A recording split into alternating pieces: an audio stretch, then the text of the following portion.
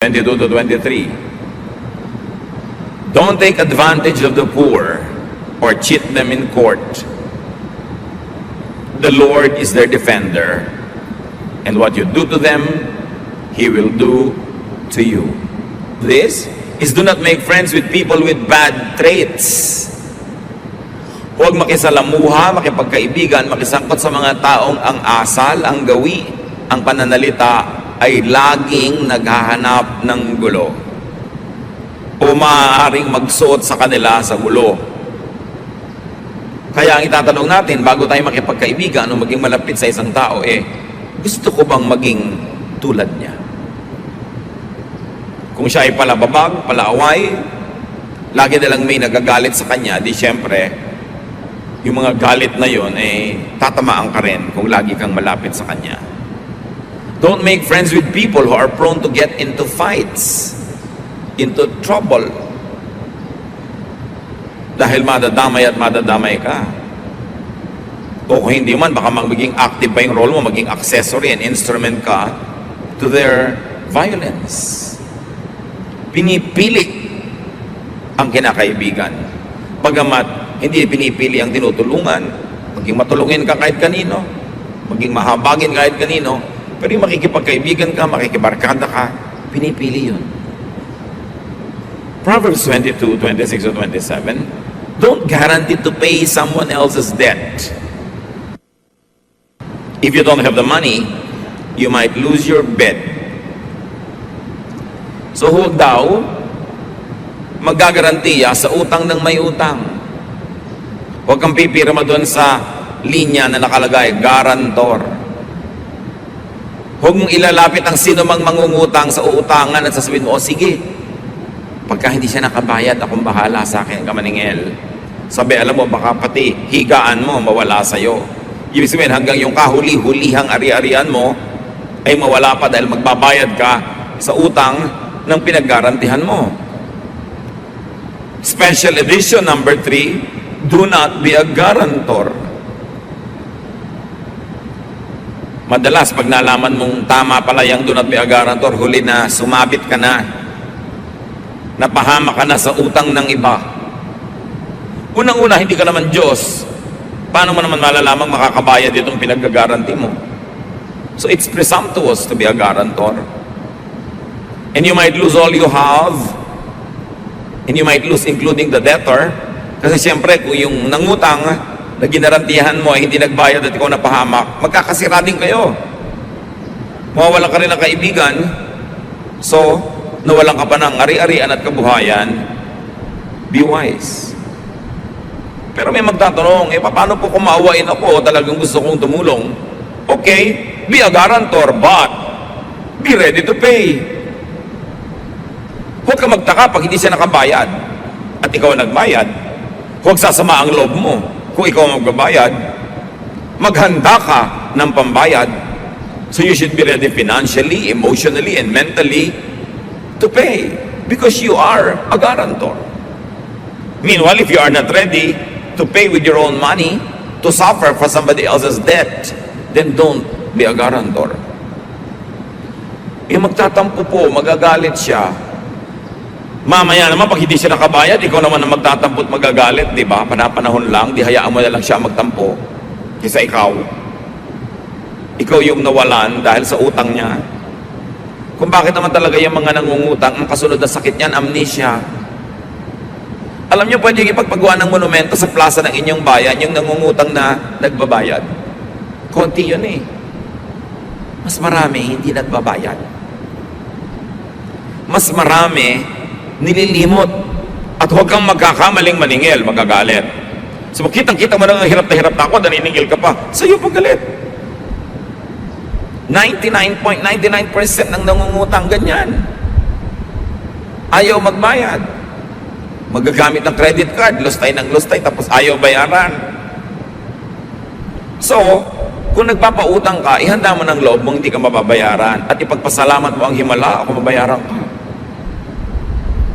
Ngayon, kung ayaw mo nang sumama pa ang loob mo, ibigay mo na lang. Nangungutang sa'yo ng 1 million. Sabi mo, alam mo, huwag ka nang mangutang, bibigyan na lang kita ng 100. Yan. Para walang samaan ng loob. Maglimutan tayo kung gusto mo matapos ko ito ibigay, okay lang. Hindi yung aasa-asa ka. Lalo kung pang-enroll lang anak mo, ibabayad mo sa rent ng bahay, o panghulog mo sa kung sa iyong pangangailangan mo, ipapautang mo, para kumuha ng batong pumupok sa ulo mo.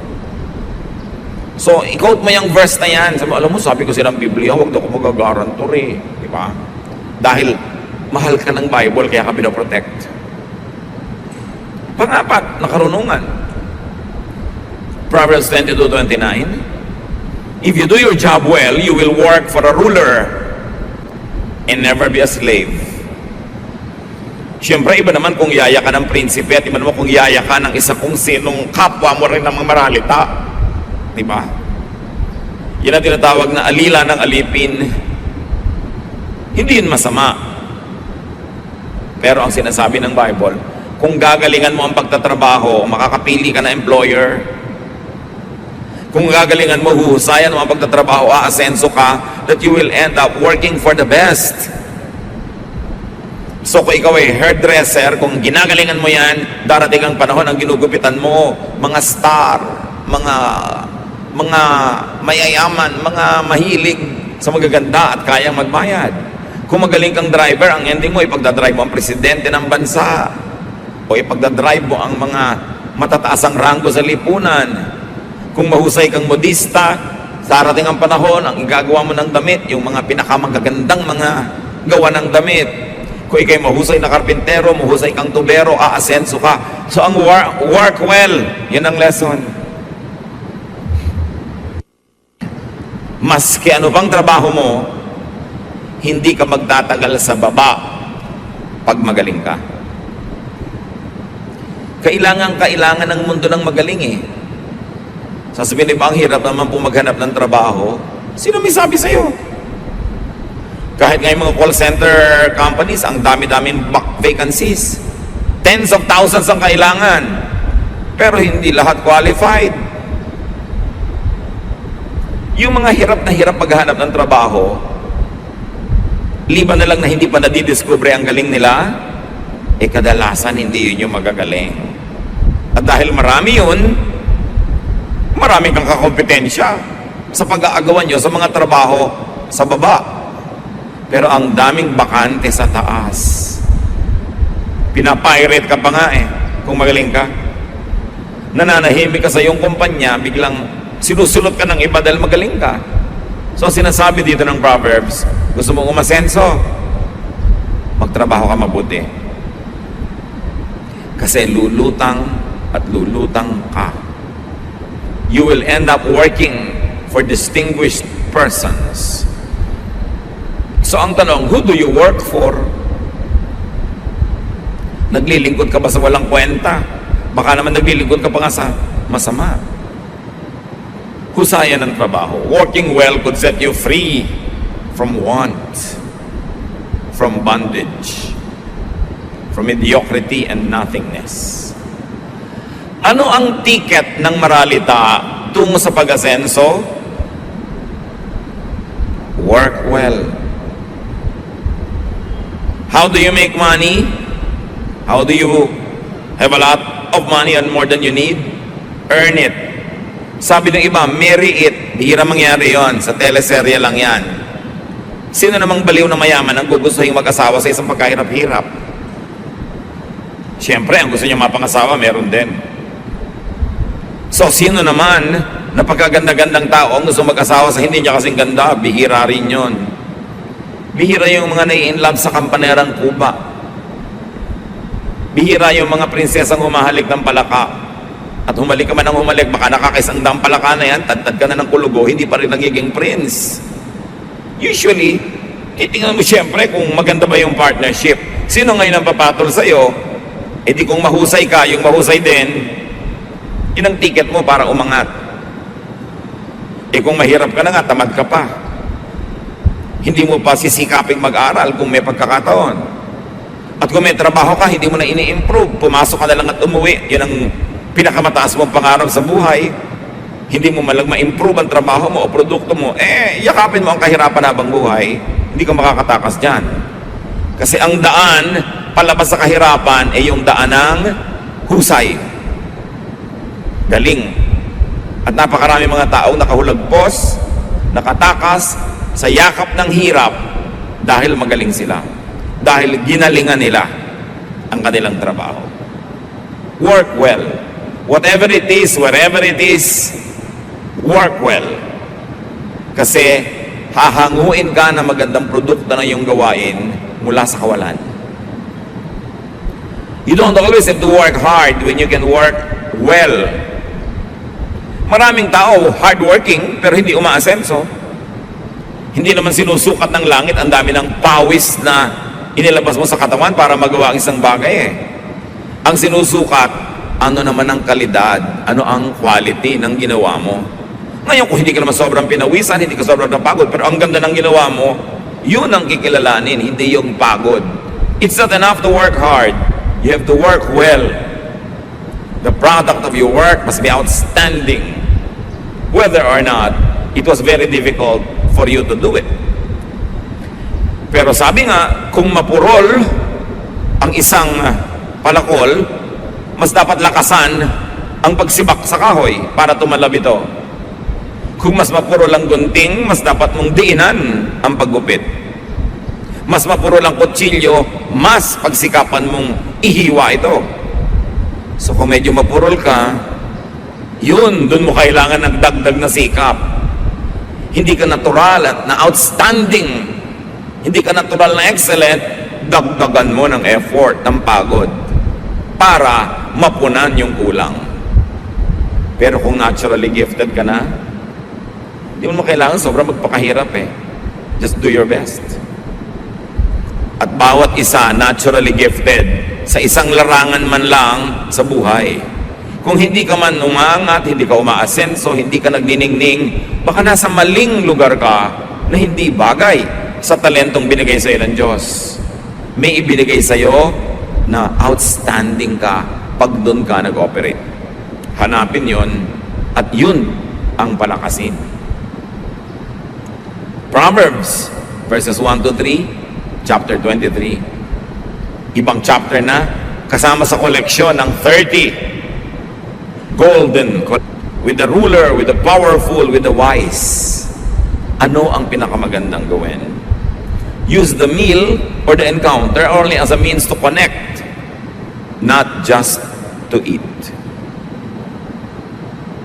Siyempre, pagka kumakain kayo, maganda may conversation. Baka kumain ka na lang ng kumain, nabusog ka na, tapos. You don't get invited again. Solomon is saying, do not prioritize your appetite over decency. Napasarap ka pero talaga huwag kang magpakabundat. Yung iba naman sobrang damang kakainin, mag-uuwi pa. So winasak na ang puri, winasak ang tangal, mabusog lang. Meron naman, yayayain mong kumain sa Japanese restaurant para makaranas naman kung sakali hindi pa nararanasan yon. Para lumawak ang karanasan, dumami ang alam. Ayaw gumamit ng chopstick. Kasi mo alam mo, ganito paggamit ng chopstick. Ay, ayaw ko niyan, hindi ako mabubusog. Hindi kita inimbita para ka mabundat. Inimbita kita para ka maging tao. Yun ang gustong sabihin sa inang nag-i-invite. Ayaw gumamit ng ganito, ayaw gumamit ng, ay, hindi ako sanay sa ganyan. Hindi ka naman nandun lang para lang mabusog. Siyempre, pag naimbita ka, lalo mahusay yung nag-imbita sa'yo, ang goal mo, maimbita ulit. Katulad ng kung restaurant ka, hindi naman goal mo, may kumain lang na customer, ang goal mo, bumalik siya. Pero nandun ka, kumakain ka sa restaurant, wala pang 10 minutes na nandun ka na, decided ka na kung babalik ka or not. Diba? Yun ding naimbita mo, 10 minutes mo palang nakita, alam mo na, hindi ko na ito imbitahin ulit. So kayo ba'y naimbita ulit? Lalo ng mga taong may saysay. O tayo'y nakakadalaan. Kailangan, hindi nadadala sa iyo ang tao. Lalo yung taong yun ay nakakatulong, may magagawang mabuti, dapat hindi siya madala. Huwag na para kang mga angaw-angaw na insekto na ang dapuan, ubos. Makakadalaan ka. Proverbs 23 verses 4 to 5, ika-anim sa ating koleksyon. Give up trying so hard to get rich. Your money flies away before you know it. Just like an eagle suddenly taking off. So anong sinasabi ni Solomon? Na ang yaman-yaman, don't. So why sell your soul to the devil for money when you can so easily lose that same money? Work for things that last, that endure, like relationships. Huwag bibigyan ng higit na halaga ang pera kesa sa magandang pakikipagkapwa-tao, kesa sa magandang relasyon sa kapwa, kesa sa pagiging makadiyos. Instead of collecting money, collect friends. Collect goodwill. Collect good health. Yan ang mga tunay na kailangan ng tao sa buhay. Ngayon, binigyan ka pa ni Lord ng bonus, yumaman ka, edi salamat. Kita niyo si Solomon, ang runong-runong talaga. Nung pinapili ng Diyos ko, ano man ang gusto niyang ibigay sa kanya ng Diyos at ipagkakaloob naman, ang pinili niya, wisdom. Hindi pera. Pero dahil natuwa ang Diyos sa kanya, hiningi niya wisdom, pati pera binigay. Pero pera, hihingin mo, ibigay man yan, kaya mo bang i-maintain? Kaya mo bang ingatan?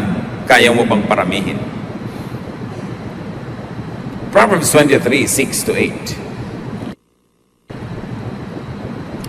Don't accept an invitation to eat a selfish person's food, no matter how good it is. People like that take note of how much you eat. They say, take all you want, but they don't mean it. Each bite will come back up, and all your kind words will be wasted. Pati ba naman ito alam ni Solomon? At itinuturo. Sabi niya, huwag mong tatanggapin ang paanyayan ng isang makunat, isang kuripot, isang madamot na tao na kumain sa kanyang mesa. Yang mga ganyang tao, bawat subo mo, sukat at bilang. Huwag kang maniniwala pag sinabi niya, sige pa, kain ka pa. Hindi nila yun. Talagang niloloob. Salita lang yon. At kukulang na lang ipasuka sa'yo bawat nilululun mo. Kaya bawat pasalamat mo at papuri, baliwala. Ang sinasabi dito ni Solomon sa atin, do not accept insincere offers. Huwag kang tatanggap ng mga alok na hindi naman taos puso. Mga alok na pabalat bunga. Mga alok na pakonsuelo de bobo. Huwag kang kakain ng nagbibigay sa'yo, alam mo namang hindi naman talaga gusto magbigay. Huwag kang tatanggap ng anumang bagay na hindi naman maluwag sa loob na ibinibigay sa iyo. In other words, discern insincerity. Choose who to receive from. Kailangan, kung pinipili mo kung sinong binibigyan, mas pinipili kung sinong tinatanggapan. Tatanggap ka nga ng tulong, tatanggap ka nga ng bigay, tinutuos naman, isusumbat naman, ipamamalita naman sa iba, wag na lang. Mabubuhay ka naman kahit wala yun eh. Sa katunayan, yung alok ng isang tao hindi taos puso, baka pain o bitag lang. Ano ang kapalit? Anong bayad? Ano ang pakay? At nagbabait-baitan ang di naman mabait. Ano ang pakay at kunwari nagbibigay? Ang isang maramot. Ang isang maramot hindi magbibigay kung wala siyang kinukwentang tubo. So pagtutubuan ka lang yan. Kaya babalik tayo sa mga turo ni Solomon, hindi lahat ng kinahain sa'yo, kainin mo. Huwag kang magpahalata. Huwag kang kain ng kain. Huwag kang consume ng consume. Huwag kang tanggap ng tanggap. Kasi may bayad. Huwag magtiwala sa sobrang magiliw, sobrang mabait, sobrang palabigay, Tapos wala naman kayong pinagsamahan, wala naman talaga siyang sukat tanawin sa'yo. Ba't ang bait-bait? Baka may masamang balak. Sinabi na yan, ibalagtas sa Florante at Laura, kung ang isalubong sa iyong pagdating ay maamong mukhat, may pakitang giliw, lalong pag-ingat at kaaway na lihim, siyang isa-isip, nakakabakahin. Yung ang nice, wala namang pinanggagalingan, may hidden agenda yon. May balak. Pag-ingatan mo. Proverbs 23 verse 9. Don't talk to fools. They will just make fun. Ang linaw, hubad na hubad, simpleng-simple. Don't communicate with fools. Huwag makipag-usap. Huwag makipagkwentuhan. Huwag makipag-text. Huwag makipag-PM. Huwag mag-email. Sa mga kahangalan ang laman ng isip. Don't listen to rumors, gossip, hearsay. Those all fall under the qualification of foolish talk. And especially do not pass or share or spread foolish ideas. Pag may natanggap kang message sa Facebook, huwag share ng share. Lalo't nakakasira sa kapwa na hindi mo personally chinek. O kaya may kwentong nakakatakot. Lulubog ang buong Manila sa lindol, bla bla bla. Nasukat mo na ba? Alam mo ba? Don't share, don't pass. Kasi magdadala ka ng nervyo sa iba, hindi mo naman alam kung sure yun. Lalo kasiraan ng kapwa, totoo man o hindi, don't pass. That is foolish talk. Hindi natin business yun. Kailangan manahimik ka. Lalo ngayon sa social network, ang bilis-bilis kumalat ng balita, maganda man o pangit, dapat merong pang responsibilidad, pananagutan. Pag may naninira sa'yo, sinisiraan si ganung tao, alam mo ba, personally, na-verify mo ba, huwag ka maniniwala agad. Kasi we are people of truth. No matter how convinced a person is to try to tell you about somebody else's kamalian or kapintasan, maaaring nagkakamali siya sa perception niya. At kahit pa nga tama't totoo, dapat niya bang pag-usapan? So listen to wisdom. More so if it's part of Solomon's special edition. Learn from them. Learn from Solomon. Makakaiwas ka sa maraming gulo na darating pa at maaaring makalabas ka sa mga gulong na sangkutan mo na.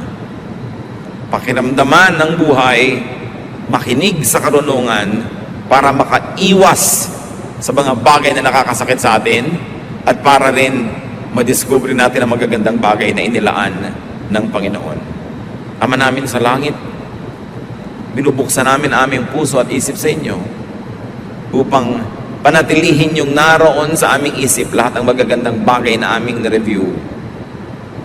Bigyan niyo po kami ng creativity, ng enlightenment para ma-apply namin sa buhay ang mga bagay na ito.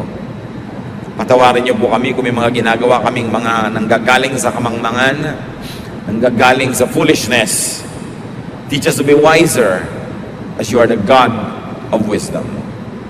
Pagbulay-bulayan natin mga kapatid, isa man lang sa marami natin pinagsalu-saluhan at gumawa tayo ng mga tiyak na pasya na pakinabangan natin ito at pakinabangan ng mga natin sa buhay.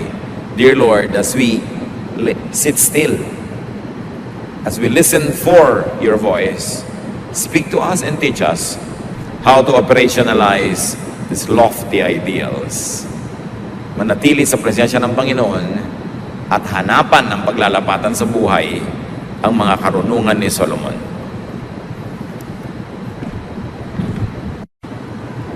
Indeed, the Lord has done many wonderful things, and one of that is that God has given Solomon extreme and excellent wisdom. Wisdom that was not useful only to himself, but to everyone else around him and even to us today. Wisdom is precious, lalo na kung special edition. And in fact, among the Proverbs, Solomon has a very special edition. 30 Proverbs that he said are very special that people should keep in their hearts. And now we're going to discuss some of them as we have discussed kanina ang first worship service yung iba. At sa susunod na worship service sa Miyerkules, yung pangatlo. This is a three-part message on the special collection of Solomonic wisdom. Ang pamagat ng pag-aaral natin ngayon, Solomonic Wisdom, Special Edition, actually part 2 of 3 parts. Thank you, Lord, for Solomon's wisdom. Thank you for everyone around him that helped him improve his wisdom. And now we thank you for the privilege of partaking of that wisdom. Patawarin niyo po kami sa mga kasalanan namin, sa mga maruruming pag-iisip, sa maruruming salita, sa pananakit ng kapwa, sa mga pagbibintang, sa mga pagkukulang namin sa aming mga tungkulin, sa aming mga personal na paglabag sa iyong mga utos. Pakalinisin niyo kami, Panginoon. Cleanse us with the blood of Jesus. Enable us to rise above ourselves and meet with you in a higher level of consciousness, of spirituality. And we ask you, Father, to give us a simple message coming from the wisdom that you have given to Solomon and to the people that he also learned from. And may you give us the wisdom to apply this in daily life. Lead us, teach us, empower us to understand the power of your truth. At nawa, Panginoon, ang iyong mga salita maging kagamutan, kalakasan ng aming katawan, ng aming isip, ng aming emosyon, at ng espiritu. Patahimikin niyo pong loob namin, payapain niyo kami, ano man ang pwedeng gumulo sa amin, at ang inyong pagpapala maghari sa dakong ito, lalong-lalo sa bawat puso ng narito ngayon. Bless us, Father, with your truth. We seek you, thanking you in the name of Jesus, your Son, our Lord and Savior. Amen. We shall be reading from Proverbs 22, this time from verses 17 to 21, a very important prelude to the many Proverbs that Solomon called special. Here are some sayings of people with wisdom, so listen carefully as I teach. You will be glad that you know these sayings and can recite them. I am teaching them today so that you may trust the Lord. I have written 30 sayings filled with sound advice. You can trust them completely to give you the right words for those in charge of you. So this is Solomon speaking. Sabi niya, marami akong kinolektang mga kasabihan, karunungan, galing sa mga ninuno, sa mga taong nag-iisip. At inayos ko sila at naging 30 mga salawikain na nagbibigay ng mahalagang payo sa buhay. These are sayings of people arranged and expounded by Solomon.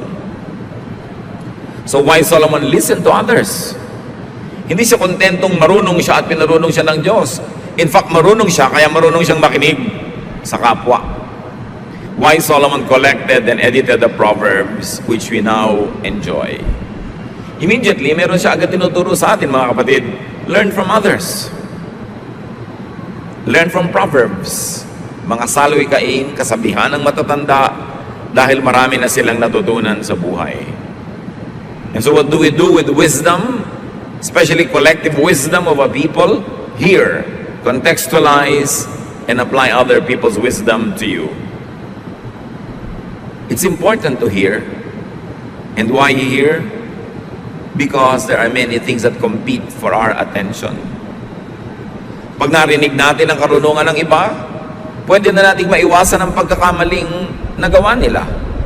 Marami naman mga tatao kaya lang natututo dahil nagkakamali. Through trial and error, mostly through errors, people learn. Kaya pag may edad na ang tao, marami na naging pagkakamali. O marami na siyang napanood, naobserbahan na pagkakamali ng iba. And when you learn from them, you avoid committing the same mistakes. Nakakatipid kang magbayad ng matrikula. Nakakatipid kang mahirapan at masaktan. Kaya mahalagang nakikinig. Then you contextualize. Lalo karunungan ng ibang tao, ibang panahon, ibang lugar, ibang kultura, hindi naman buong-buo mong lululunin at i-apply sa iyong buhay, kailangan ibinabagay mo sa iyong buhay, sa iyong kondisyon, sa iyong kalagayan. That's why you put the entire truth in your context. You frame it with your reality, and then you apply it to benefit from it, not to suffer. Meron kasi mga karunungan na pag in-apply mo naman sa buhay mo, nagsasuffer ka, it's disadvantageous to you, then it is a misapplication. Because the words of God are given so that we might be free, we might be happy, fruitful, godly, and comfortable. Then what do you do with what you hear and contextualize? You apply it. Therefore you move. Hearing must end in moving. Moving your body, moving your life, moving your direction. At ang kauna-unahan sa ating ngayong pag-uusapan, Proverbs 23:12, listen to instruction and do your best to learn. Tatanungin mo ba naman si Solomon na marunong kung ano ang dapat mong gawin? Siyempre, ang unang niya sabihin sa iyo, lanan sa kapwa na hindi mo naiintindihan, i-judge mo agad na mali. Ang problema mo lang pala, makitid lang ang utak mo, hindi kasya yung maraming kaalaman. But because of this narrow-mindedness, you demonize those who are in a higher level of thinking. Kaya pagkamang mga tao, kadalasan, malupit din. Mapanghusga. Kaya dapat aral ng aral. Proverbs 23:13-14. Don't fail to correct your children. You won't kill them by being firm, and it may even save their lives. Huwag na huwag daw pababayaan ang pagtutuwid sa mga bata, lalo sa kanilang mga kalikuan. Correct children. Bakit turo ni Solomon at ang mga matatanda na gumawa ng mga salawikayang inayos niya na dapat laging ituwid ang bata? Because most of the time, liko ang bata kesa tuwid. The tendency for children is to be wrong more than to be right. Proverbs 22:15, all children are foolish, but firm correction will make them change. Hindi mo kailangan turuan ang bata magsinungaling, may iimbento niya yon. Hindi mo siya kailangan turuan maging makasarili, may iimbento niya yon. Hindi mo siya tuturuan manakit ng kapwa-bata, mangagaw ng kinakain ng kapwa-bata. Likas sa fallen human nature. Kaya habang maaga, itinutuwid agad ang liko. Kesa sa katandaan na, kalakihan yung liko, mahirap nang ituwid. But of course, it must be a correction. Hindi yung hampas ka lang ng hampas, palo ka lang ng palo, nagsasalita ka lang ng masakit. Dahil hindi naman maitutuwid yung ganun, mga pagkakamali ng maling approach. So, correction won't harm children. In fact, non-correction is what could kill them. Pag kulang tayo sa pagtutuwid sa mga bata, maaari ang mga bata lalo pang mapahamak. Hindi yung kawawa naman yung bata, ayaw mong turuan, ayaw mong disiplinahin, ayaw mo pagalitan. You must correct children on time. Preferably before an error is committed. Para alam na niya, pag kinukomit niya yun, conscious siya that is committing an error, and therefore, malilimitahan ang kanyang paggawa nun. Or if it's already committed, immediately after an offense. Kaya nga ang sabi ng MRTCB, kailangan lagi ang gabay at patnubay ng magulang. Dahil pagka hindi tayo nagbigay ng patnubay, di ba? Programa ay rated PG. Patnubay at gabay ng magulang ay kailangan sa mga batang manonood. O ganon. So anak, makakapanood ka ng mga hindi totoo. Yung mga lumilipad dyan, hindi totoo yan. Fantasy lang. Makakapanood ka ng mga kalupitan, huwag mong gagayahin. O kaya, huwag mo nalang papanoorin. So, dapat nakabantay ka sa mga bata. Makakakita sila ng eksena ng mga tao sa street. Sinasabi mo agad, nag-editorialize ka na. Anak, huwag mong gagayahin yung kilos na yan. O yung dura ng dura sa kalsada, huwag mong gagayahin yan. Etc. etc. Kailangan ng pagtuturo, pagtutuwid. Kasi halos wala pang laman yung isip ng mga bata. Kung ang mauna doon, mahirap nang tanggalin. Kaya pag may pumapasok na mali, alis na agad dyan, nilalagyan mo. And this is probably one of the very difficult social costs of having so many parents working in places away from their children. naiintindihan natin, kailangan mabuhay, kailangan mag-survive, pero dapat merong kahalili, may mga substitute ang parents, nagtuturo sa mga bata. Mahirap naman kasi magturo. Mas madaling pabayaan na lang. Pero anong sabi ni Balagtas sa Florante at Laura? Sa taguring bunso't likong pagmamahal, ang isinasama ng batay, nunukal. Ano pa yung nunukal? Bubukal. Yun ang ibig sabihin nun. Gagaling doon ang kasama ng bata. Ang iba marahil sa kapabayaan ng dapat magturong tamad na magulang. Masipag dapat ang magulang mag-correct. Proverbs 23:15-16, My children, if you show good sense, I will be happy. And if you are truthful, I will really be glad.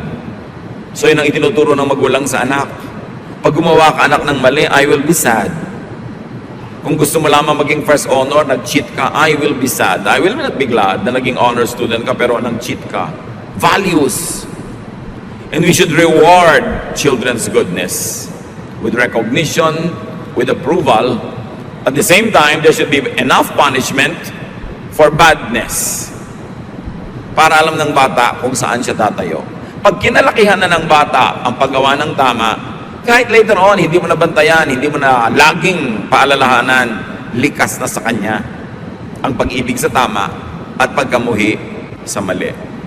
Pero pag napabayaan, the first 4 up to 7 years, ang hirap bawiin ang mga maling natutunan niya.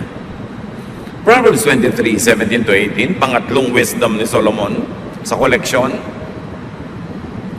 Don't be jealous of sinners, but always honor the Lord. Then you will truly have hope for the future.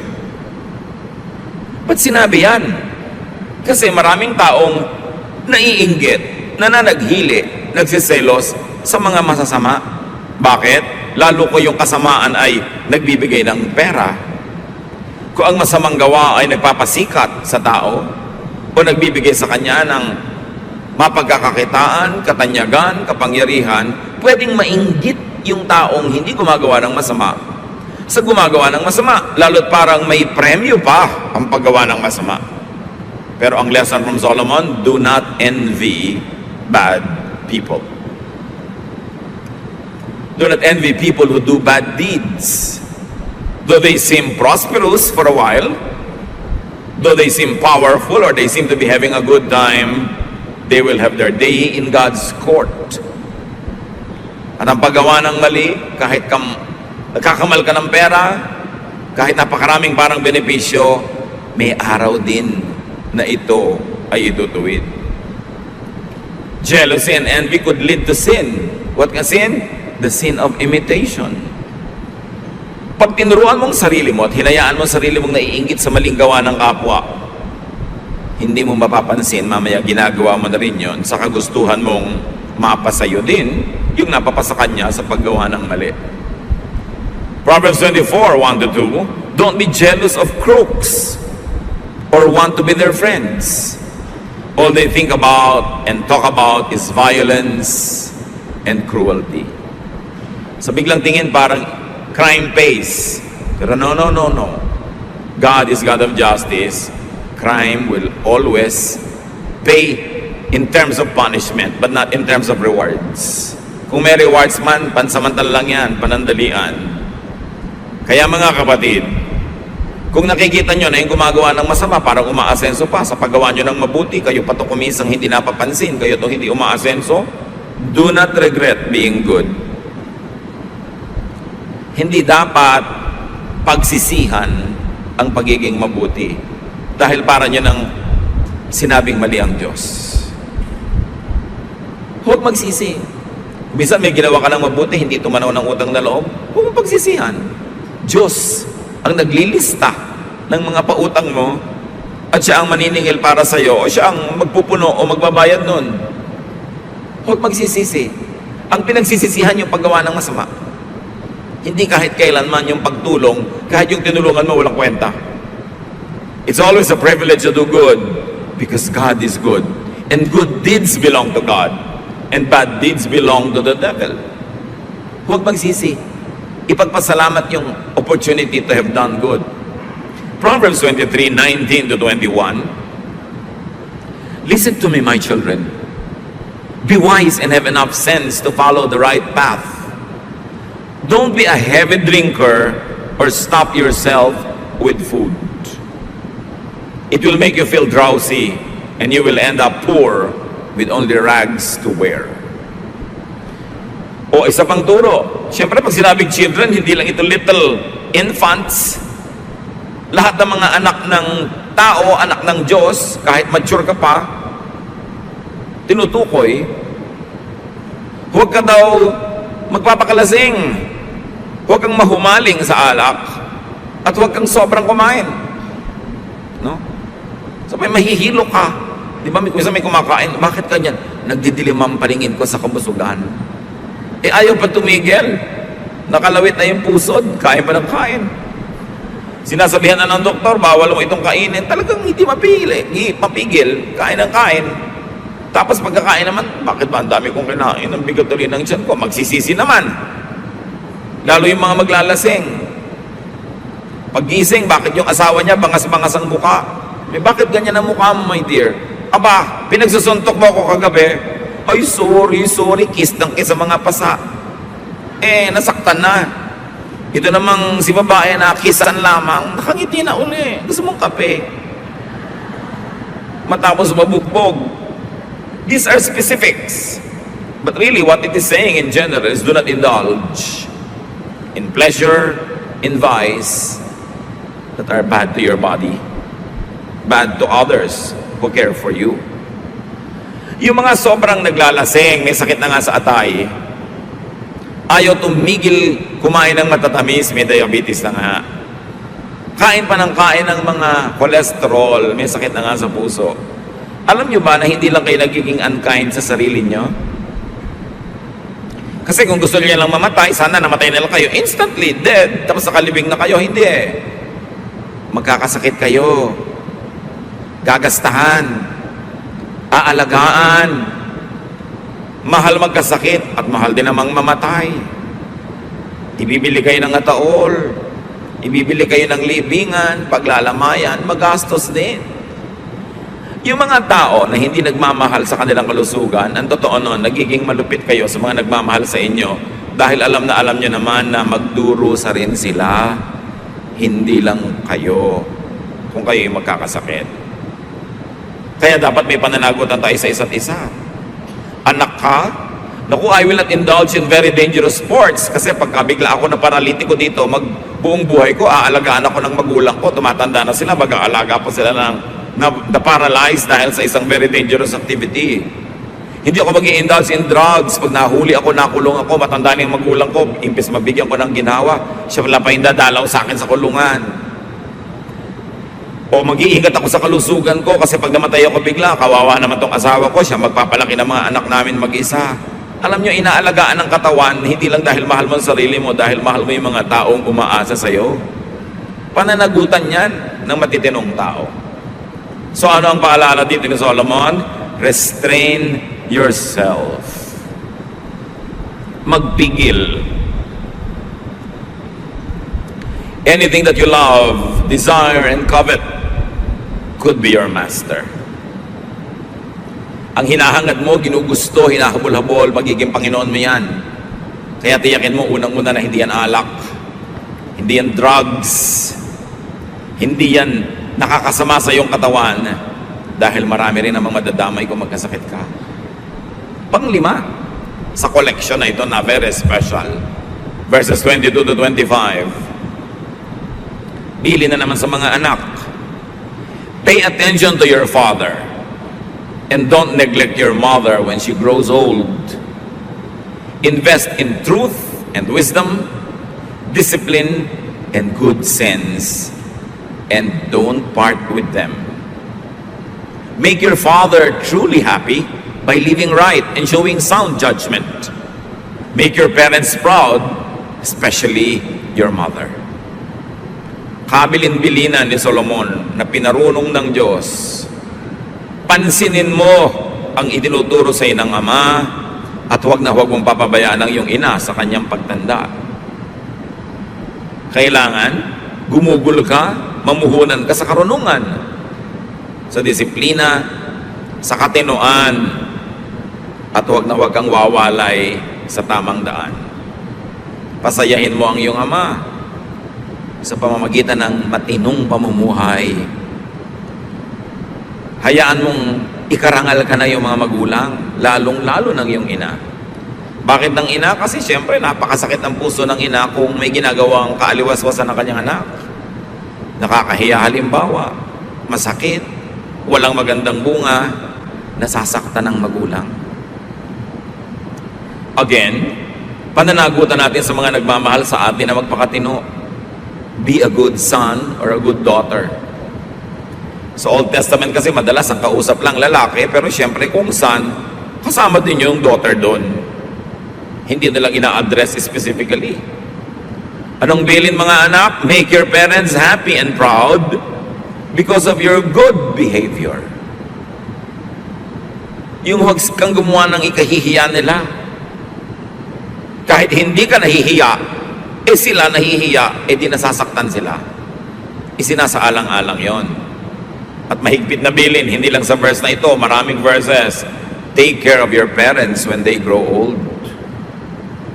Huwag na huwag kalilimutan na alagaan ng magulang, lalo't matanda na sila. You take care of life's transitions. And the transitions of life is during infancy and old age.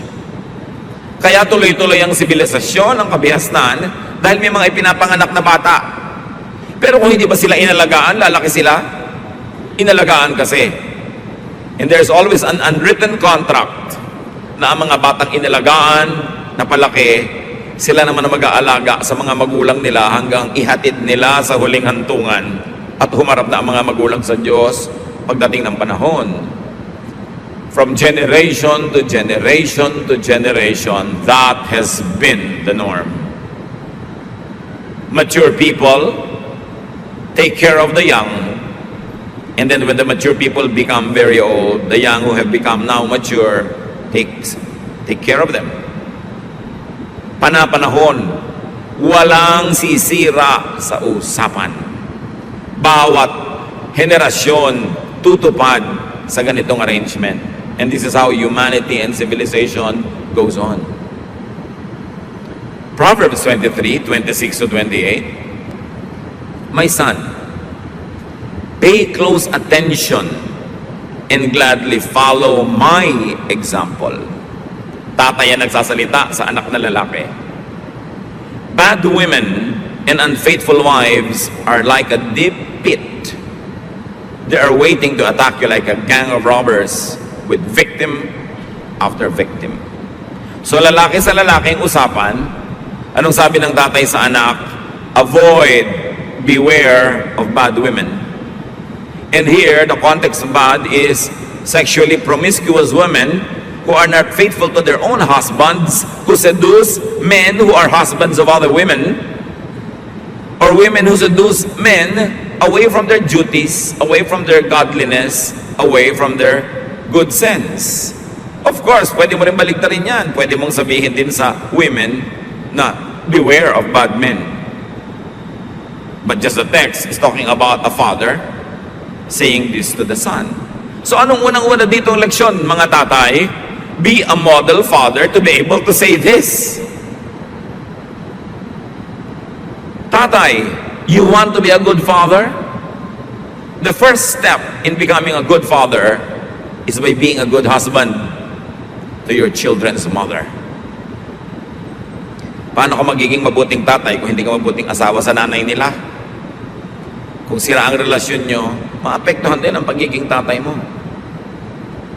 At bakit babae na naman dito ang pinag-initan? Because in the context of the verses, we find the women who are temptresses. So the verses is talking about women who seduce married men, who destroy their personal holiness in the homes of these married men. And the message is, pay attention to this, especially men. Why avoid temptresses? Bakit dapat iwasan ang mga babaeng tukso? Kasi naiiba ang utak ng lalaki pag nadadarang na at nalalapit sa tukso. More than women. And this is a biological truth. PsychologyToday.com, in the article, The Physiology and Endocrinology of Sexual Arousal, says, listen very well, when the mind and the body are in the state of sexual arousal, the prefrontal cortex, sometimes called the cerebral cortex, which is responsible for higher level cognitive functions like reasoning, is shut down. Pagka daw, ang isip ng isang lalaki ay dumating na sa level ng sexual arousal, nagising na ang kanyang damdamin, napukaw na ang kanyang pagnanasa, nagsasara ang cerebral cortex na pinanggagalingan ng katwiran. So yung ako ang iyong konsyensya, sarado. Yung mali ang gagawin mo, magkakasakit ka, sarado yon. Magugulo ang iyong asawa, sarado. Baka mahuli ka, sarado. Pag dumating ka na sa level na natukso ka na, sarado na ang utak. Wala nang gustong gawin kundi ituloy ang nasimulan. And to continue to quote, sexual temptation is not a battle between the pleasure center and the rational part of the mind. The rational part, when the person is already aroused, is already dead. It's not even fighting.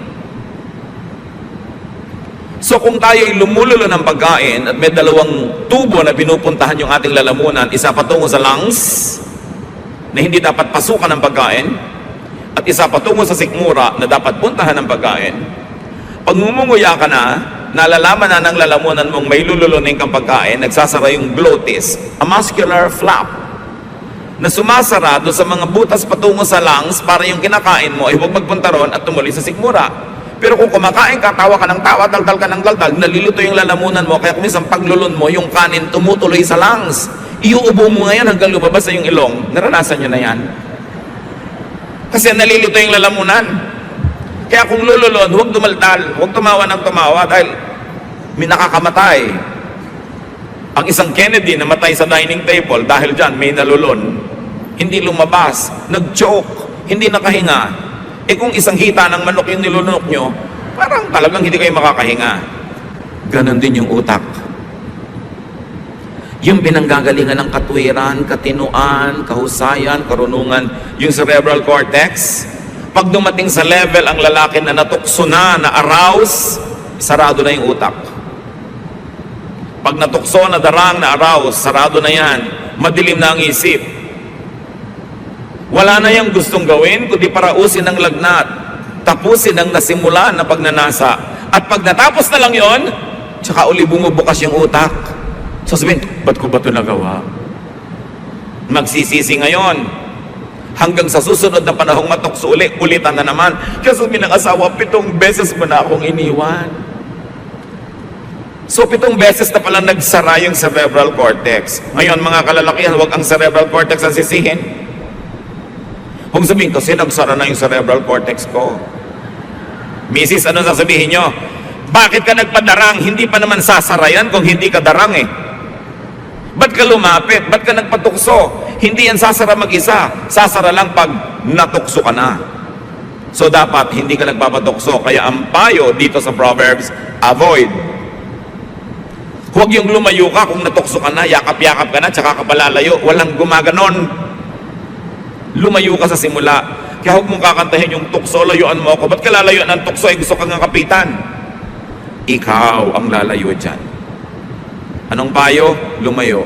So pag may nagsasabing natukso kasi ako, nagkamali ako, kasi lumapit ka. Kasi hinayaan mong matukso ka. Beyond the power of your mind. It is important to understand that.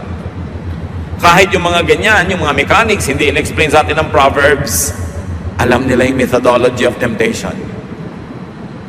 Kaya kailangan huwag lalapit kahit sa simula pa lang. Pag may nakita ka nakabukas sa pinto at may nakalabas na tuhod at kakaway-kaway, isara mo yung pinto, ipitin mo ang tuhod. Hindi sisilipin mo kung sino yung nasa loob, mamaya papasok ka na, tuloy-tuloy na yun. Proverbs 23, 29 to 35, who is always in trouble? Who argues and fights? Who has cuts and bruises? whose eyes are red, everyone who stays up late just having one more drink. Don't even look at what that colorful stuff bubbling up in the glass. It goes down so easily, but later it bites like a poisonous snake. You will see weird things and your mind will play tricks on you. You will feel tossed about like someone trying to sleep on a ship in a storm. You will be bruised all over without even remembering how it all happened. And you will lie awake asking, when will morning come so I can drink some more? Ano ang babala dito ni Solomon? Sino daw ba yung nasusugatan, nahihilo, naglalaro ang guni-guni? E di yung mga naglalasing. Sinong napapahamak? Yung nagkakanta puyat-puyat para just one more shot, one more drink. At mamaya, just one more hanggang abutan na ng umaga, gising pa sa pagbibisyo. Ito ang ipinakikilala sa atin ng Solomon. Do not be a drunkard. Do not indulge in vices.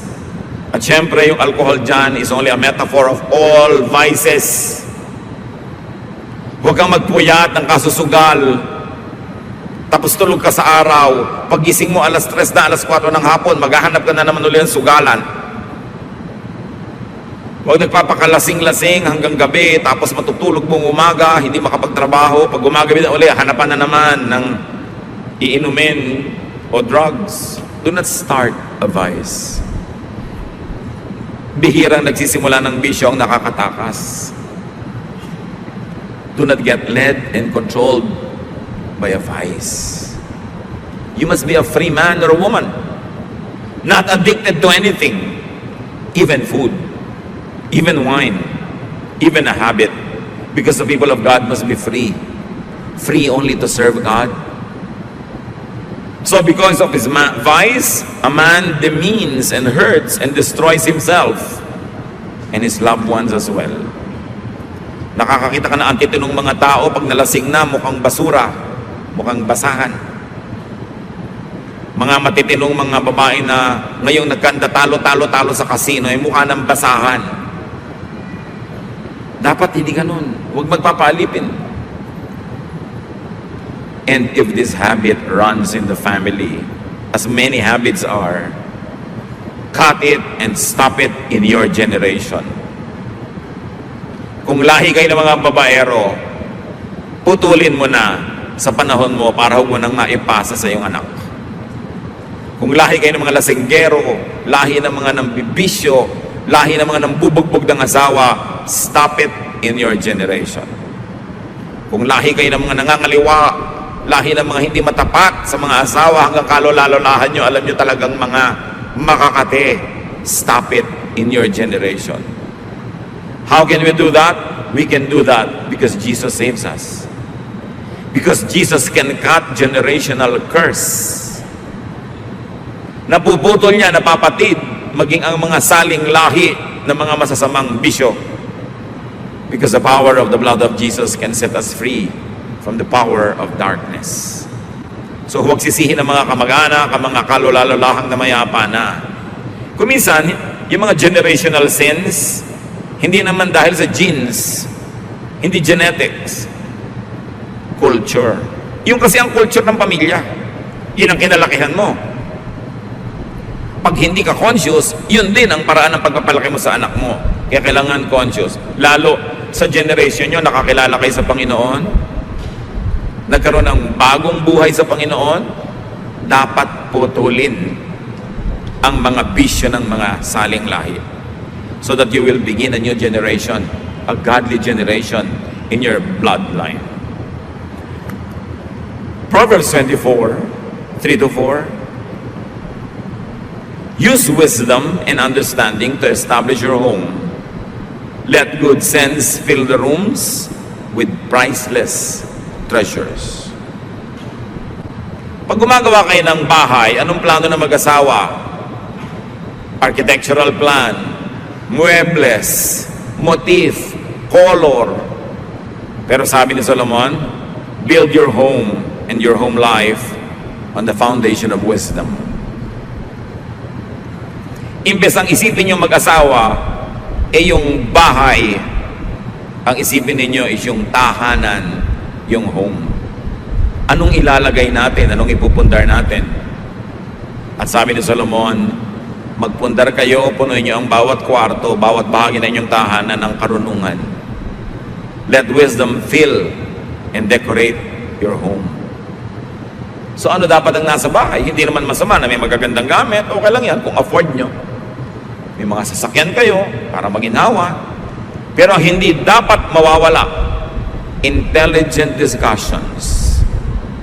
Lumalaki dapat ang mga bata na pag magkakasabay kayong kumakain o kayo nagpapahinga, seated together, matatalino ang pinag-uusapan. Katalinuhan. Hindi mga walang kwenta-kwentang bagay. Hindi mga kalaswaan. Hindi mga chismis. Katalinuhan. Nun din, pamayanan, bayan, ng mga mulat ang isip. Kapakipakinabang at hindi pabigat sa kapwa. Pakita mo sa amin ang karunungan ni Solomon na hindi lang para sa kanya o sa kanyang bayan at panahon, para rin sa amin ngayon. Forgive us in areas of our lives where we are foolish. Allow us, encourage and empower us to be wise, to be wiser, to be wisest. Sa ilang saglit na katahimikan, pagbulay-bulayan natin ito mga kapatid at hanapan ng paglalapatan sa ating mga buhay.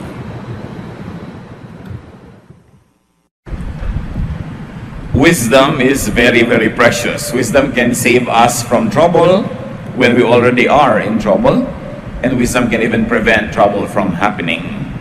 Bilang bahagi po ng tatlong mini-series on the special edition of wisdom, atin po ngayong tutunghayan yung pangatlong bahagi nito, Solomonic Wisdom Special Edition, third part of 3 parts.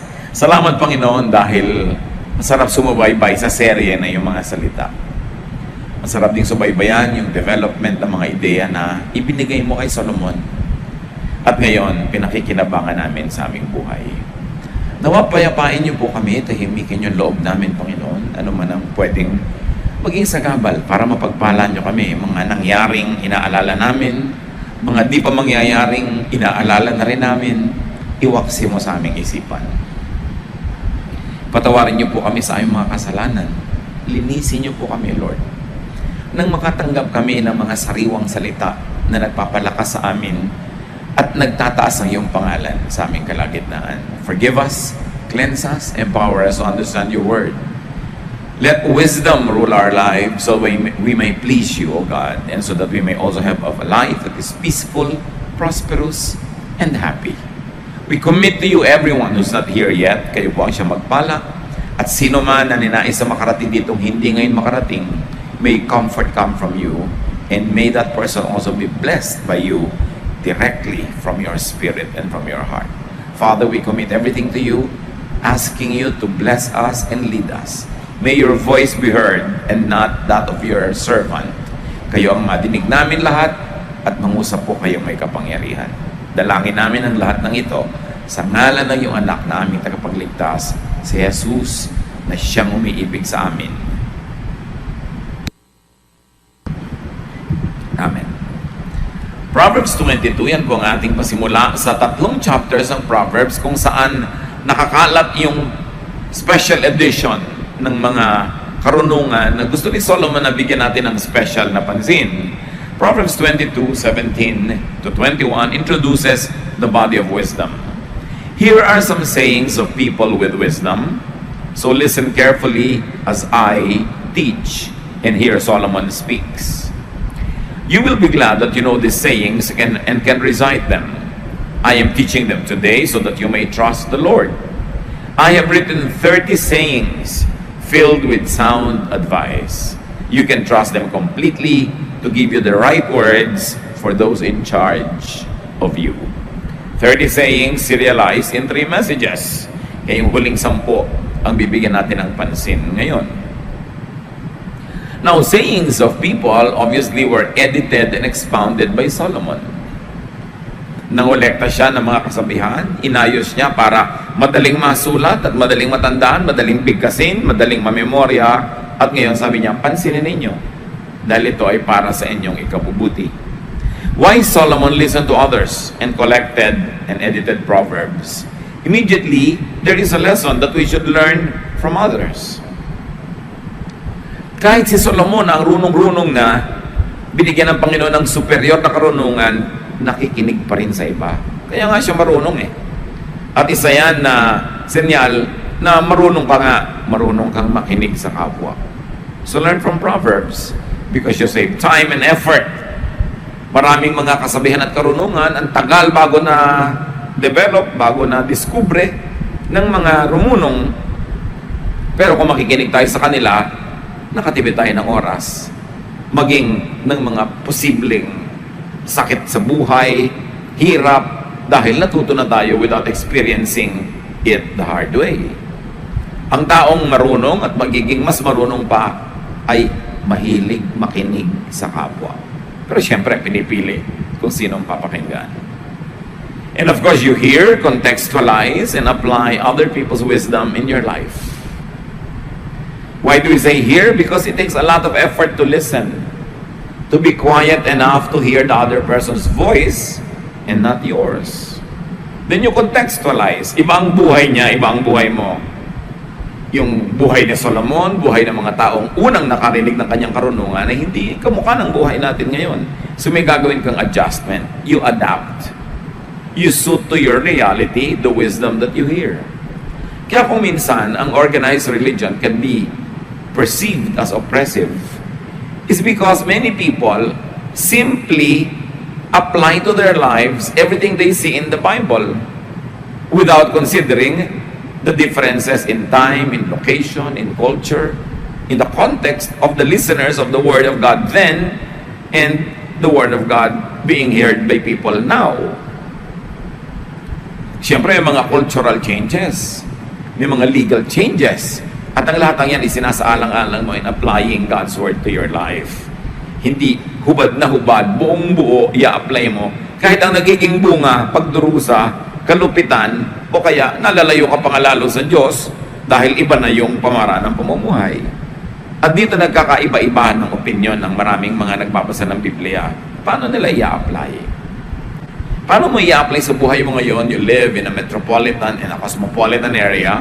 Yung mga katuruan at kaugalian ng mga tao na nasa mga liblib na mga villages who lived 2, 3, 4,000 years ago. Siyempre, merong adjustment na kailangan gawin. Proverbs 23 verse 12. Learn and listen to instruction and do your best to learn. So main lesson agad is to learn. We never stop learning. You never get to a point in your life when you say, I know everything. At kahit nalaman mo na ang lahat ng bagay tungkol sa isang discipline or school of thought, nagkaedad ka naman, may naiba sa buhay mo, may ibang yung point of view, you relearn.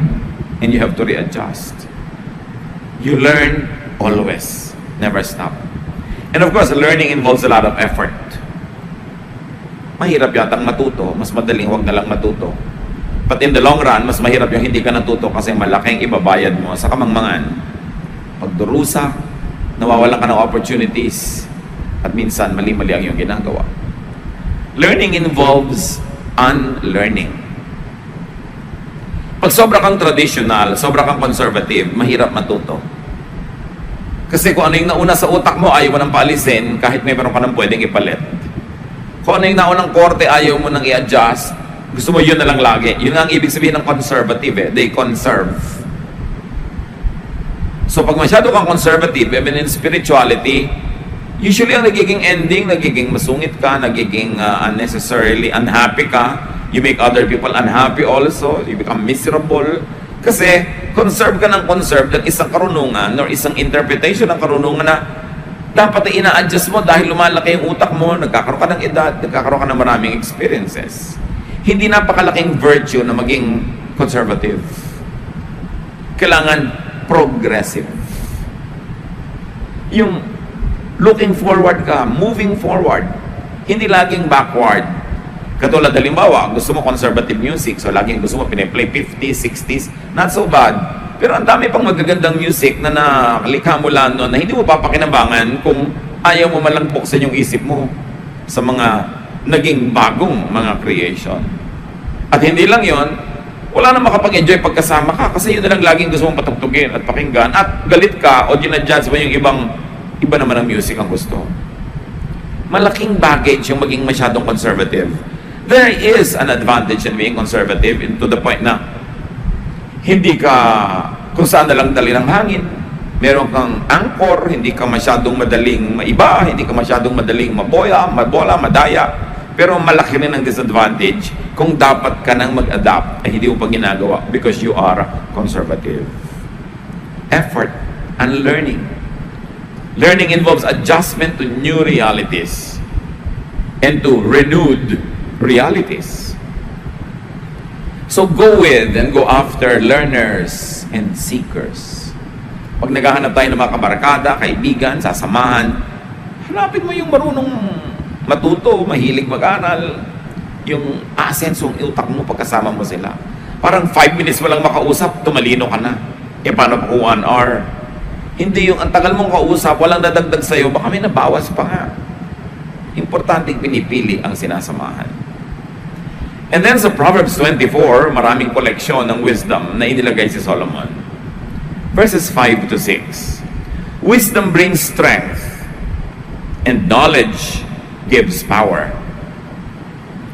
Battles are won by listening to advice and making a lot of plans. Here, Solomon puts a lot of premium to wisdom. Wisdom, of course, is knowledge applied the right way. Bago ka magkaroon ng wisdom, knowledge muna. And your knowledge, when applied the right way, when framed the right way to benefit you, to glorify God, to turn you into a better person, it becomes wisdom.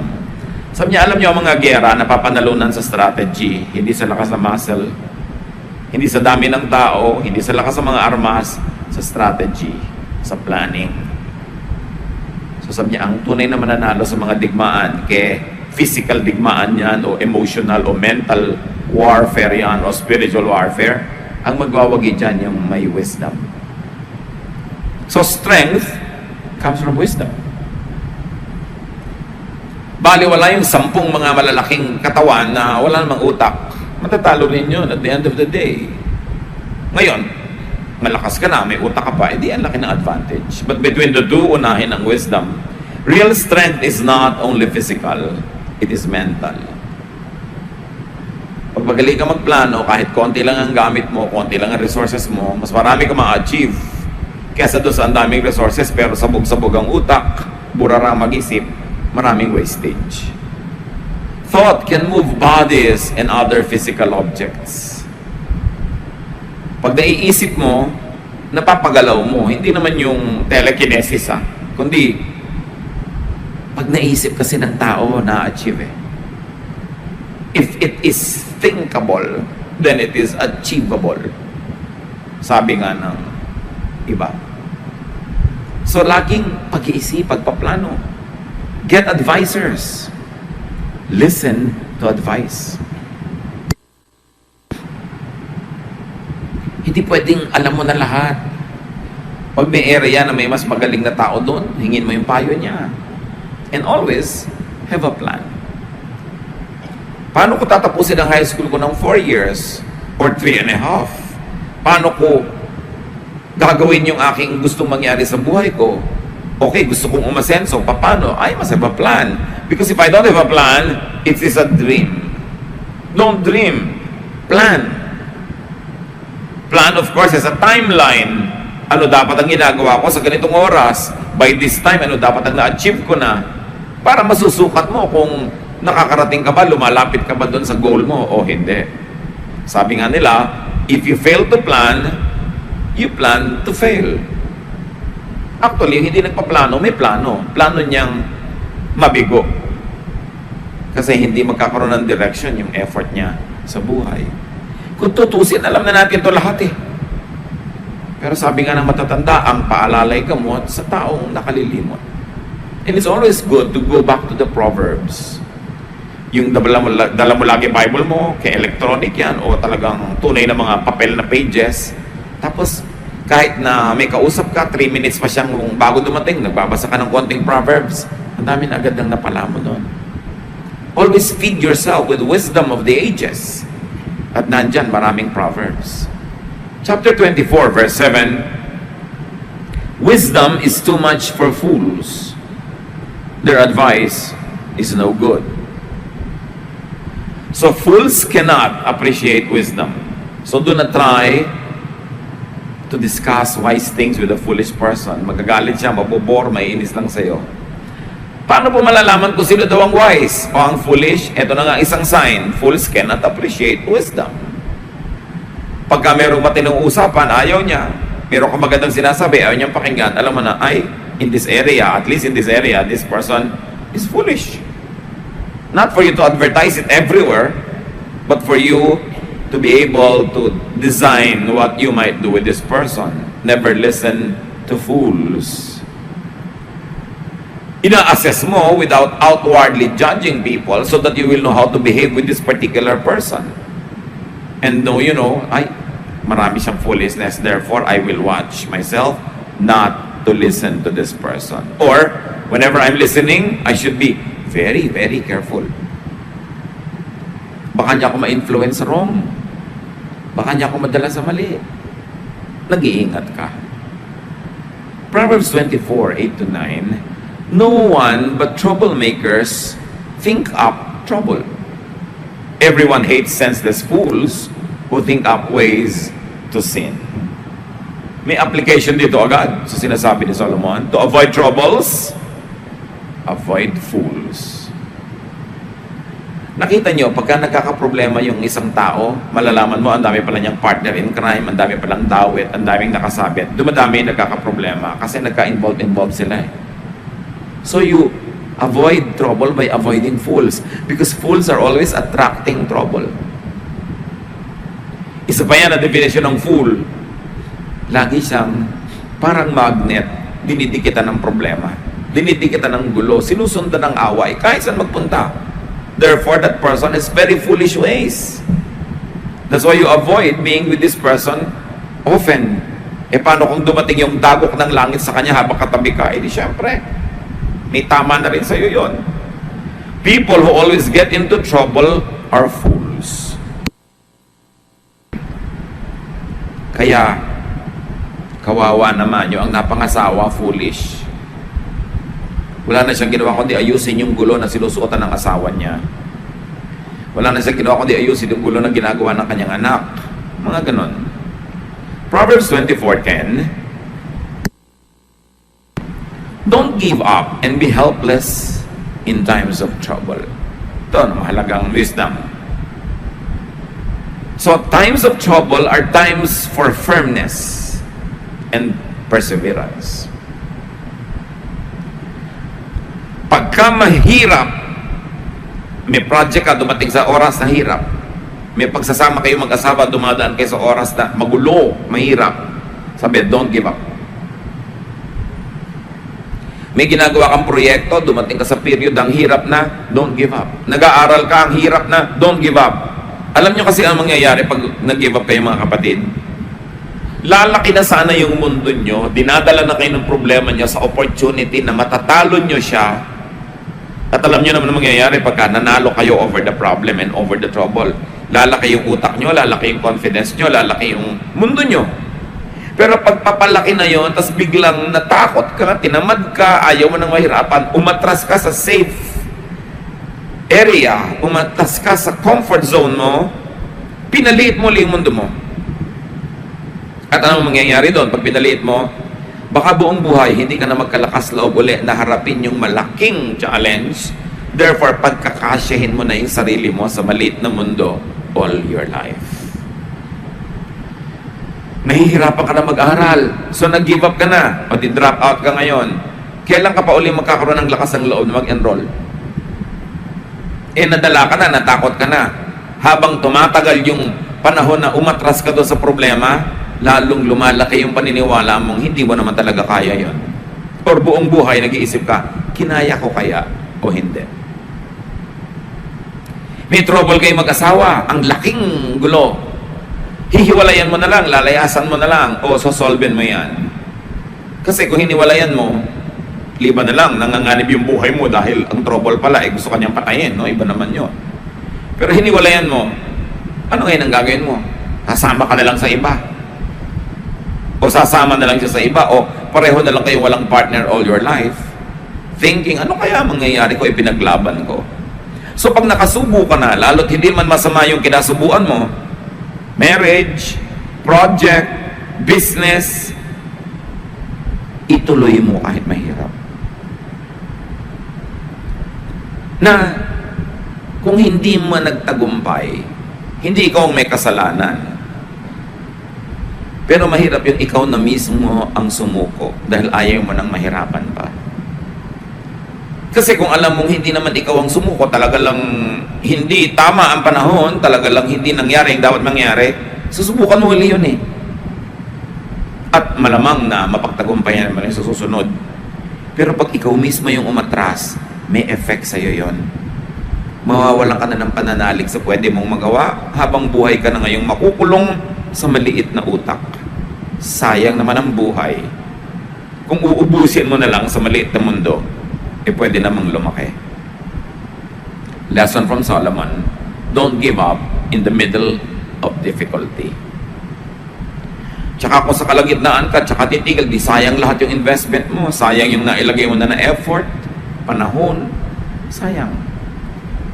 Huwag niyong padaliin ang buhay na tuwing may mahirap, aatras na lang kayo sa madali. Kasi magsisimula kayo ng pattern ng atras, ng atras, ng atras. Ang buhay dapat abante ng abante ng abante para umaasenso. Proverbs 24, 11 to 12.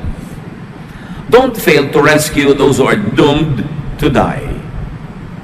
Don't say, I don't know it. God can read your mind. He watches each of us and knows our thoughts. And God will pay us back for what we do. Ano daw ang huwag na huwag gagawin? Huwag umiwas tumulong sa isang taong nanganganib ang buhay. In fact, rescue those who are in danger of dying. Why? Because life is most precious. God is life. God is the bigger giver of life. And therefore, life must be saved as much as possible. Iba naman siyempre kung may gusto kang iligtas pero sa pagliligtas mo ay mamamatay ka rin o maraming mamamatay, doon ka mag-iisip kung dapat mo bang gawin or not. Pero yung hindi mo naman ikamamatay, halimbawa,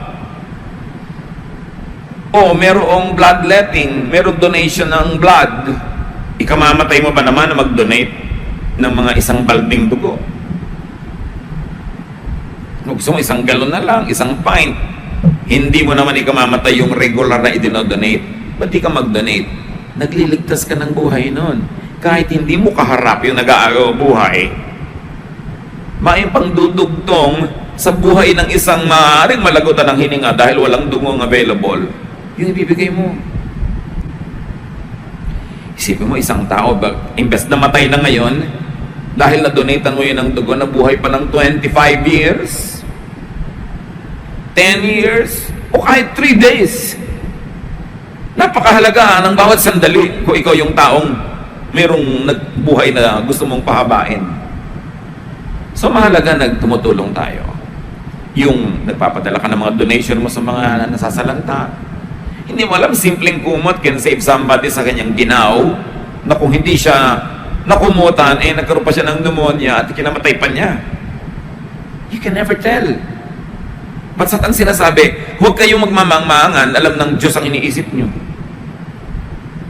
At dahil siyang nagbigay ng buhay, pinagpapala niya ang sinumang nagdudugtong ng buhay, kanino man. Mas hindi mo kilala, mas hindi mo mahal, mas heroic. Mas wala kang mapapakinabang sa paghaba ng buhay niya, mas nakaluluwalhati sa Diyos. Napakahalaga ng buhay. Marami tayong pwede magawa para pahabain ang buhay ng tao. Minsan, simpleng-simpleng tinulungan mo na mag-enroll, hindi mo alam, pinahaba mo ang buhay dahil hindi ba meron nga hindi nakakapag-enroll, nagpapakamatay. So tinulungan mo lang pala sana makapag-enroll, humaba yung buhay ng tao. Alam niyo yung mga bunga ng ating mga tulong, hindi naman natin alam lahat ng nagiging bunga eh. Pero alam ng Diyos. At sa palagay niyo, yung Diyos na marunong mag-compute, marunong magsuma, hahayaan niya na hindi niya kayo gantimpalaan sa tamang ginagawa. Always be in the giving mode. Konting-konti lang dapat sa panahon ng tao na siya ay nasa receiving mode. Pag siya sobrang mahina, pag siya sobrang may sakit, pag talagang laki pa mga bagay sa paligid niya para hindi siya makakilos. Pero ito yung kaya natin, we can give. It's important. Proverbs 24:13-14. Honey is good for you, my children, and it tastes sweet. Wisdom is like honey for your life. If you find it, your future is bright. Nung araw naman kasi ang pinakamasarap ng kilala nilang kainin, honey. At masarap naman talaga yan hanggang ngayon. Pero ano man ang equivalent ng honey sa inyong buhay, sabi ni Solomon, parang wisdom yon. Kung paano nyo hinahanap-hanap, at kung paano kayo nasasarapan, ganun dapat ang gawin yung paghahanap sa wisdom dahil masarap maging wise. Find and enjoy honey or wisdom. May kausap ka, ang hanap mo, karunungan niya. Meron kang a-attendan ng mga event, ang hanap-hanap mo, anong matututunan ko dito? Anong matadagdag sa isip ko? Anong karunungan ang magpapaganda sa buhay ko? Sabi, kailangan mong hanapin lagi yan. Kung saan ka rumurunong, kung saan lumalaki yung isip mo, dun ka maglagi. Ikabubuti mo yun. Verses 15-16. Don't be a cruel person who attacks good people and hurts their families. Even if good people fall 7 times, they will get back up. But when trouble strikes the wicked, that's the end of them. So huwag daw maging malupit at huwag sasalakay ng mga tao, pati ang kanilang mga pamilya, lalot yung tao mabuti. Huwag na huwag kang gagawa ng masama sa mabuti. Kung tayo nga ay tinuturoang huwag gumawa ng masama sa masama, di lalo namang sa mabuti, hindi dapat gawin yon. At huwag na huwag daw idadama yung mga pamilya nila. Mabuting tao sila, sasalakayin mo, pati pamilya nila apektado. At bakit daw? Kasi ang mabubuting tao daw, makakabangon at makakabangon. Itulak mo yan, babangon yan. Tikisin mo yan, magpi. Then he will stop being angry with them. Ang konteksto, galit ka sa isang tao. Ngayon, bigla siyang nagkasakit, naghirap, nasunugan, binaha, nasalanta. Tuntua ka ngayon. Ganun, huwag na huwag mong gagawin yan. Pag nakita ng Diyos na natutuwa ka sa nangyayari sa mga taong yan, sa mga kalaban mo, sa mga masasama, huhupa ang galit ng Diyos sa kanila at baka sa'yo pa bumaling. So huwag mong ipagsasaya ang nangyayaring masama sa kapwa, kahit sila masama. Do not celebrate people's ruin, even if they were your enemies. Kung minsan nararamdaman mo naiinggit ka sa kapitbahay mo, tapos bigla siyang nasunugan, buti nga. Isipin mo, no? Naiinggit ka sa kumari mo, paggawa ng mukha niya, tapos minsan tumabingi, tuwa ka, yan, kakagawa. Diba? Huwag ganun. Alam ng Panginoon yung laman ng ating puso. At ito, ang linaw ng sinabi, the Lord will find out and be unhappy. Then He will stop being angry with them. Kaya, nagkakaganon yung masama dahil nagagalit sa kanila ang Diyos. Pero sabi, pag pinagtawanan mo, pag ipinagbunyi mo ang kanilang mga hirap, mawawala yung galit ng Diyos sa kanila. Anong ibig sabihin? Di titigilan na ng Diyos yung pagdisiplina sa kanila. Ano lang ipagsasaya mo?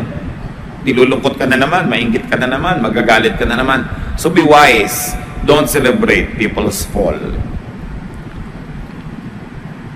God ruins people because He's angry with them. And God's anger will be wiped away when God sees that you celebrate the suffering even of evil people. Proverbs 24 rather, 19 to 20. Don't let evil people worry you or make you jealous. They will soon be gone like the flame of a lamp that burns out. Nararanasan nyo na ba yung kumisan mga kapatid? Sana hindi. Yung naiinggit ka sa masama. May gumagawa ng mali, tapos para umaasenso, sumisikat, yumayaman. And then naiinggit ka, nagsiselos ka. Ang bunga nun, mamaya gusto mo na rin gawin yung ginagawa niyang mali. So, mapapasama ang iyong kalagayan. Alam ng Diyos ang nangyayari. Ang mga gumagawa ng mali, mabibisto yan. Be sure that your sin will find you out. That's what the verses of Scripture say. God is not mocked. Whatever a man sows, he shall reap. So do not problematize or envy bad people. Ang problemahin mo, sarili mo, ang asikasuhin mo, magpakatino, magpakaayos. At huwag mo rin gawing business mo na ikaw magparusa sa iba. God knows what to do. Be good. Don't return evil for evil. God knows His business, and God is God of justice. And finally, sa collection, Proverbs 24, 21 to 22, My children, you must respect the Lord and the King. And you must not make friends with anyone who rebels against either of them. Who knows what sudden disaster the Lord or a ruler might bring? Ayaw na ayaw ng Diyos ng rebelliousness kaya sa Kanya o sa Kanyang mga piniling mga namamahala. And generally speaking, unless a ruler is obviously, hopelessly evil, God likes that ruler to be in His position. Kasi kaya naman ng Diyos alisin yan kung ayaw na niya. So ang sabi dito, mga anak, tiyakin nyo lang na iginagalang nyo ang Diyos at ang hari. Wala na tayong hari ngayon, so ano yon? Figures of authority. Employers, superiors, leaders. So ganun, make sure that you respect the Lord and your leaders. And you must not make friends with anyone who rebels against any of either God or the leader. Okay, hindi naman ikaw yung nagre-rebel, pero nakikipagkaibigan ka, nagko-cooperate ka doon sa nagre-rebel, damay ka rin. Sabi niya, alam mo ba kung anong pwedeng dilubyo, ang pwedeng datnin ng sino mang lumalaban sa hari o sa Diyos? Hindi mo alam. So, huwag kang maglaro sa ganyang larangan, mapanganib. Huwag kang makikipagsabuatan, huwag kang makikipagtulungan, huwag kang makikipagbulong-bulungan sa mga rebellious people. May parusa yon. Liba na lang yung nire-rebella nila. Diyos na mismo nagsabing, rebel against that king because he is obviously, hopelessly, clearly bad. Unless that kind of condition is met, we are to submit to authority. We are submit to those who are on top of us, because if God doesn't want them anymore to be in that position, what is too hard for God? Is it too hard for God to remove them? Sasabi, huwag kang makikipagsabuatan sa mga gustong gumawa ng gulo. Respect those in authority. Do not flaunt your strength or your charisma or your money. Respect those in authority. Pag sinabi mong, bakit siya ang nasa position of authority and not me? Kung gusto ba ng Diyos na ilagay ka doon, mahirap ba lang gawin yun ng Diyos? Nandiyan ka dahil diyan ka dilagay. So, magpakatino. Do not cooperate with rebels. God is usually on the side of those who are in authority unless those in authority are clearly, obviously, terribly bad. Nuggets of wisdom to learn from Solomon. Be wise.